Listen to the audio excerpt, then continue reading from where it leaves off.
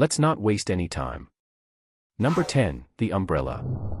Imagine walking the rainy streets of 18th century London with a strange contraption that keeps you perfectly dry. That's exactly what Jonas Hanway did in the 1750s when he introduced the umbrella to England. He'd seen them used commonly in France and Persia, where they were practical tools against sun and rain. But in Britain, people reacted with pure outrage. Crowds jeered at him, calling him effeminate and unmanly. Cab drivers whipped their horses to splash mud on him deliberately, and some even tried to run him over. Passers-by threw garbage, hissed insults like Frenchman, and accused him of undermining British toughness. Men were expected to endure the rain stoically, therefore real gentlemen didn't hide from weather. Women used parasols for sun protection, but rain umbrellas for men. Absolutely scandalous. Newspapers mocked Hanway relentlessly, with one writer claiming umbrellas would make people lazy and dependent. Doctors even warned they could cause health issues by preventing natural hardening from exposure. Hanway, a philanthropist and traveler, refused to stop. He carried his umbrella daily for over 30 years despite constant abuse. Slowly, attitudes shifted. By the 1780s, umbrellas gained acceptance among the upper class, and shops began selling sturdy Hanway models specifically for men. Manufacturers improved designs with steel frames and waterproof fabrics. The backlash wasn't just social, some cities indirectly discouraged them by treating users as oddities. Today, the global umbrella market is worth billions, with over 1 billion sold annually. From collapsible pocket versions to golf umbrellas, they're everyday essentials. That simple fabric canopy on a stick, once socially banned and met with violence, revolutionized personal weather protection. Next time rain falls and you stay dry without thinking, thank one man's persistence against an entire society's ridicule. Number 9. The bicycle. In 1817, German inventor Karl von Drais unveiled the Draisine, a wooden running machine with 2 wheels, no pedals, that you propelled by pushing your feet on the ground. Early adopters faced immediate bans and mockery. Cities prohibited them from sidewalks as dangerous nuisances, forcing riders into streets where horse carriages dominated. Horses spooked at the sight of these strange machines, causing accidents. Clergymen condemned bicycles as immoral tools that allowed unchaperoned travel, especially for women. Doctors invented ailments like bicycle face, a supposed permanent strained expression ruining women's beauty, or warned of spinal damage and infertility from the saddle. Newspapers called riders fools and predicted the invention's quick failure. In the 1860s, the bone shaker with metal wheels intensified criticism for being uncomfortable and unsafe. The 1880s safety bicycle with chain drive, equal wheels, and pneumatic tires sparked the real boom and biggest backlash. Women riding in bloomers for practicality outraged conservatives, who claimed it led to moral decay and independence threatening family structures. Some towns banned women from riding altogether. Suffragettes embraced bicycles as symbols of freedom, with Susan B. Anthony saying they did more for women's emancipation than anything else. Despite ordinances, fines, and social bans in places like parts of America and Europe, cycling clubs formed and races drew massive crowds. Infrastructure followed with paved roads built initially for bicycles, which later enabled cars. Today, over 2 billion bicycles exist worldwide, used for transport, sport, and recreation. Electric bikes revived the revolution. That devil's chariot, once banned from paths and condemned by society, became a global icon of mobility and freedom. Number 8. Margarine. Created in 1869 by French chemist Hippolyte Mejmouris at Napoleon III's request for a cheap butter alternative, margarine triggered one of history's fiercest food wars. Dairy farmers and butter producers saw it as existential threat. In the U.S., powerful dairy lobbies pushed laws banning yellow margarine nationwide, forcing producers to sell it white with separate dye packets, making it inconvenient and unappealing. Some states outlawed it entirely. Wisconsin held out until 1967. Canada banned margarine from 1886 to 1948, creating black markets and smuggling operations across borders. Producers faced raids, arrests, and massive fines for adulterating food. Fake studies funded by dairy claimed margarine caused blindness, killed livestock, or spread diseases. In New Hampshire, pink coloring was mandated to make it look unappetizing. Europe had similar restrictions. Denmark taxed it heavily to protect butter. Despite wartime shortages making margarine essential, butter rationed, bans persisted. Courts eventually ruled many restrictions unconstitutional protectionism. Healthier versions with plant oils gained acceptance. Today, margarine and spreads are multi-billion-dollar industry, often recommended over butter for heart health.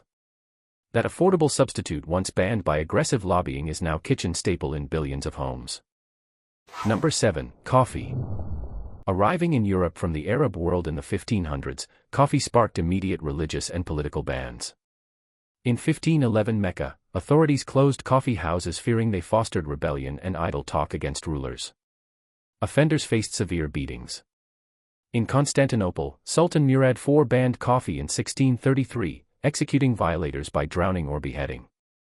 Italian clergy dubbed it Satan's drink for Muslim origins, petitioning Pope Clement VIII for ban. He tasted it, loved it, and famously baptized coffee instead. In England, Charles II closed coffee houses in 1675, claiming they bred seditious plots against the crown. Sweden banned coffee multiple times in the 1700s, confiscating cups and pots. Prussia's Frederick the Great prohibited it for the masses, reserving beer as national drink and taxing coffee heavily. Critics claimed it caused sterility, nervousness, or madness. Women in Germany petitioned against it, saying it made men impotent and gossiped too much. Despite brutal enforcement, smugglers executed, shops burned, coffee spread underground. Coffee houses became Enlightenment hubs where ideas for revolutions brewed. Today, 2.25 billion cups consumed daily worldwide, second most traded commodity after oil. That bitter Muslim invention, once banned by popes and kings, fuels modern productivity. Number 6. Sliced bread. Otto Frederick Rohwedder spent years perfecting his bread slicing machine, unveiled in 1928. Bakers resisted fiercely, claiming sliced bread staled faster and destroyed the ritual of cutting fresh loaves. Many refused to adopt it. In 1943, during World War II, the U.S. government banned pre-sliced bread nationwide to conserve wax paper and steel used in packaging individual loaves. Housewives erupted in protest, thousands of letters flooded officials complaining about harder lunch preparation for school kids and workers. Newspapers ran stories of frustrated mothers unable to make uniform sandwiches quickly. The ban lasted just months before being rescinded due to public outcry and no real conservation benefit. Even earlier, adoption was slow, people preferred whole loaves for perceived freshness. Chillicothe Baking Company first sold sliced bread with better wrapping, marketing it as the greatest forward step in baking since wrapped bread. Wonder Bread popularized it nationally. The phrase, greatest thing since sliced bread, entered language as ultimate praise. Today, virtually all commercial bread is pre-sliced. That simple cutting invention faced bans and industry resistance but became benchmark for convenience. Number 5. The telephone answering machine. Early answering machines in the 1930s to 1970s faced outright bans from phone companies. AT&T, holding monopoly, prohibited connecting foreign devices to lines, claiming they damaged equipment or posed safety risks. Users caught with machines risked service disconnection. Devices were sold illegally or through loopholes. In many countries, state telecoms banned them similarly. Inventors like Willy Muller created early models, but widespread adoption waited for legal changes. Carterphone decision in 1968 broke AT&T's monopoly in the US, allowing third-party devices. Voicemail services followed in the 1980s. Today, built into every smartphone with unlimited storage. That simple recording tool once banned by telecom giants revolutionized communication. Number 4. High heels for men. Originating in 10th century Persia for better stirrup grip in horseback archery, high heels spread to European nobility in the 1600s for status, taller appearance signaled wealth, servants held horses. Men wore them exclusively first. Louis XIV popularized red heels as royal symbol. When lower classes copied, elites abandoned them. Sumptuary laws in places banned non-nobles from luxurious footwear to maintain class lines. By 1740s, men wearing heels were ridiculed as effeminate. Social pressure effectively banned them for men. Women adopted higher heels for fashion. Today, heels are primarily women's wear, men limited to boots or platforms. That practical riding invention once male status symbol became socially banned for them. Number 3. Roller skates. The story of roller skates begins in 1760 with Belgian inventor John Joseph Merlin, who created the first known inline skates with metal wheels. He famously demonstrated them at a fancy London party by skating into a room while playing the violin, only to crash spectacularly into a priceless mirror, shattering it and injuring himself badly. The invention was laughed off as a dangerous novelty. Throughout the 1800s, early roller skates were clunky and hard to control, leading to immediate bans in many public spaces. Cities across Europe and America prohibited skating on sidewalks, calling it a menace to pedestrians. In New York, ordinances fined skaters for reckless endangerment, and some theaters banned patrons wearing skates inside. Rinks opened as controlled environments, but even there, moral guardians attacked them. Churches condemned roller rinks as dens of iniquity where young men and women mixed freely without supervision, dancing to music and holding hands, scandalous behavior that threatened Victorian values. Preachers warned that skating led to immorality, loose morals, and even physical harm like skater's heart or deformed feet. Women skating in shorter dresses sparked particular outrage, with critics claiming it encouraged immodest behavior. In the 1860s to 1870s, a massive roller skating craze swept America and Europe despite the bans.